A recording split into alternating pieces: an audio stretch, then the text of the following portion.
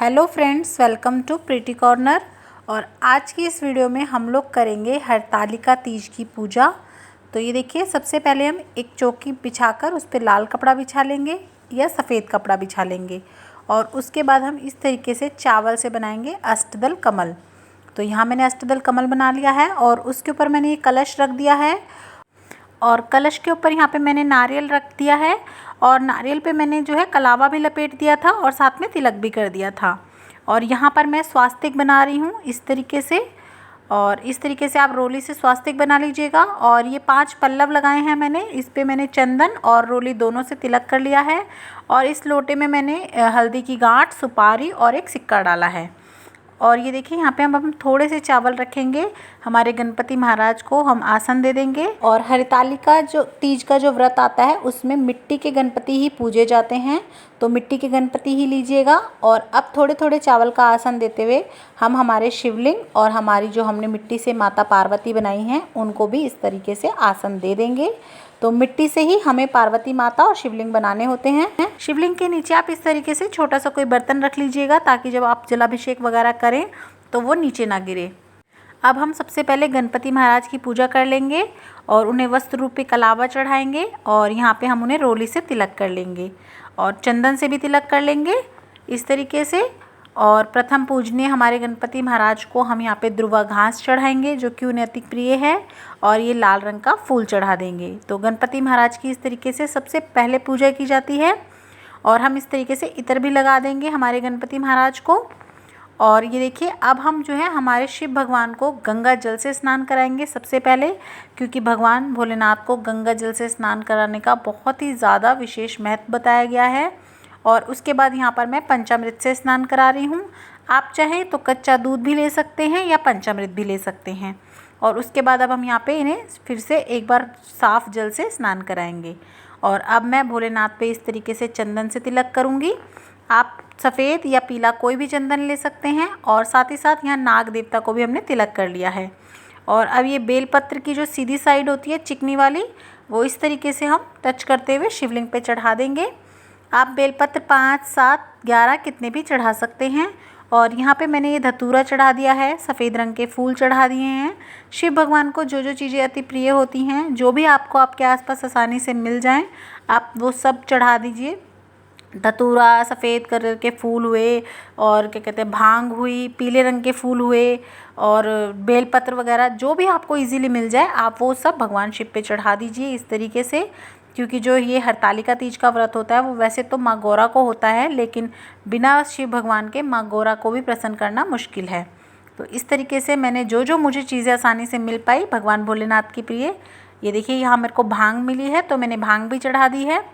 तो यहाँ जो भी आपको इजीली मिल जाए आसानी से, वैसे मंदिर वगैरह के आगे ये सब चीज़ें मिल जाती हैं। और अब मैं यहाँ पे ये जनेऊ चढ़ा रही हूँ भगवान भोलेनाथ को। आप चाहें तो वस्त्र रूपी कलावा भी चढ़ा सकते हैं।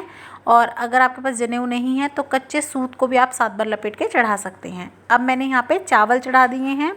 शिवलिंग पर चावल चढ़ाने का विशेष महत्व होता है, सौभाग्य में वृद्धि करते हैं। तो आप ही जो है शिवलिंग पे चावल ज़रूर चढ़ाएँ और साबुत चावल ही चढ़ाएँ।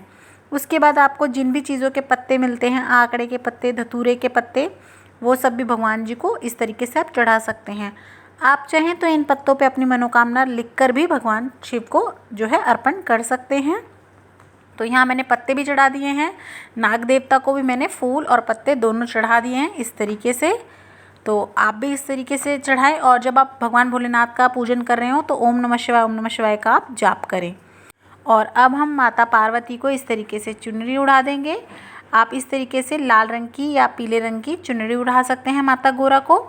और अब हम माता गौरा को यहाँ पे इस तरीके से थोड़ा सा छींटा दे देंगे गंगा जल का। तो आपको भी इस तरीके से छींटा दे देना है। और उसके बाद हम तिलक कर देंगे। तो यहाँ पे मैंने लाल रंग का सिंदूर लगाया है। और आपको माता रानी की मांग में भी सिंदूर भरना है।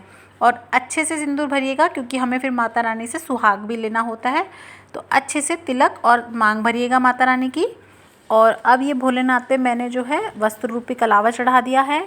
और अब हम गौरा माता को हल्दी भी चढ़ाएंगे। तो इस तरीके से हमें गौरा माता को हल्दी का तिलक करना है।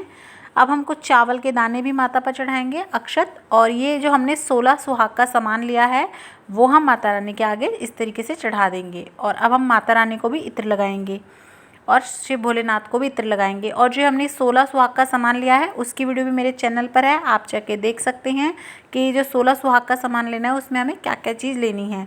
और अब हम माता रानी को लाल रंग का फूल चढ़ाएंगे, सफ़ेद फूल चढ़ाएंगे, जो भी आपको आसपास मिल जाते हैं, लाल, पीले, सफ़ेद, जितने भी आपको फूल मिले आप माता रानी को सब जो है इस तरीके से अर्पण कर दीजिएगा। और इस तरीके से हम फूल चढ़ा देंगे। ये देखिए यहाँ मैंने लाल, पीला, गुलाबी, जो भी मुझे आसानी से फूल मिल पाए मैंने भगवान के लिए, माता रानी के लिए वो सब फूल इस तरीके से चढ़ा दिए हैं। और इस तरीके से हमने सुहाग का सामान भी चढ़ा दिया है माता रानी को, 16 सुहाग का सामान। और अब ये मैंने चने लिए हैं भीगे हुए, ये चढ़ाएंगे हम माता रानी को। तीजों पे भीगे हुए चने भी ज़रूर चढ़ाने चाहिए। साथ में मैंने यहाँ पे पेठे की मिठाई और पताशे भी लिए हैं। आप चाहें तो घर पे भी कोई हलवा वगैरह बना के चढ़ा सकते हैं या फिर आप बाज़ार की कोई और मिठाई भी ले सकते हैं। अब मैंने यहाँ पे कुछ फल भी रख दिए हैं और ये मैंने जनेऊ चढ़ाया है गणपति भगवान को। और अब इसके बाद हम अपना दीपक चास लेंगे।